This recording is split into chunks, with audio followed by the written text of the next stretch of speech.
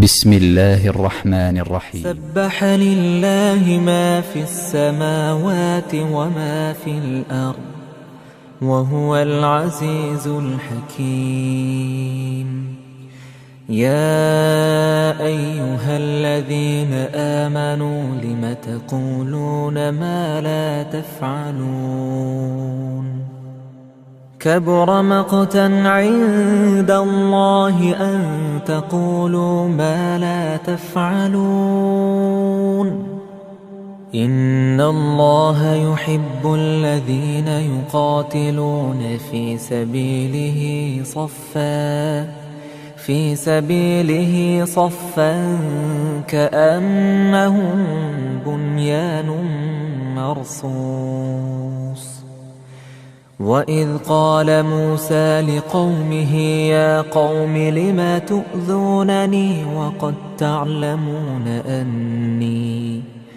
وقد تعلمون أني رسول الله إليكم. فلما زاغوا أزاغ الله قلوبهم والله لا يهدي القوم الفاسقين. وإذ قال عيسى ابن مريم يا بني إسرائيل إني رسول الله إليكم مصدقا لما بين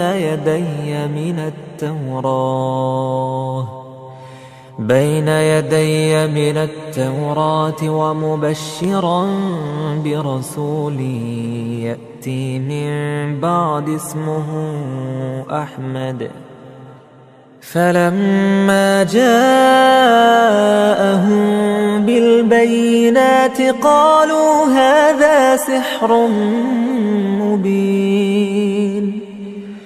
ومن أظلم ممن افترى على الله الكذب وهو يدعى إلى الإسلام والله لا يهدي القوم الظالمين.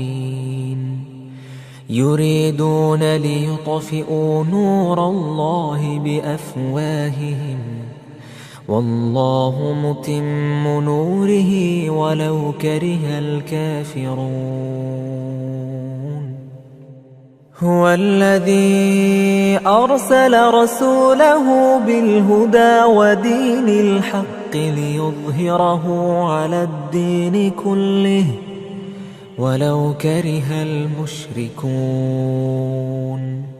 يا أيها الذين آمنوا هل أدلكم على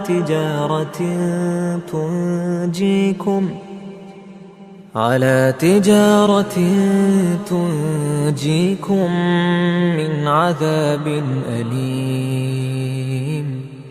تؤمنون بالله ورسوله وتجاهدون في سبيل الله بأموالكم وأنفسكم ذلكم خير لكم إن كنتم تعلمون. يغفر لكم ذنوبكم ويدخلكم جنات تجري من تحتها الأنهار ومساكن طيبة في جنات عدن. ذلك الفوز العظيم. وأخرى تحبونها نصر من الله وفتح قريب وبشر المؤمنين. يا أيها الذين آمنوا كونوا أنصار الله كما قال عيسى بن مريم للحواريين من أنصاري إلى الله؟ قال الحواريون نحن أنصار الله فآمنت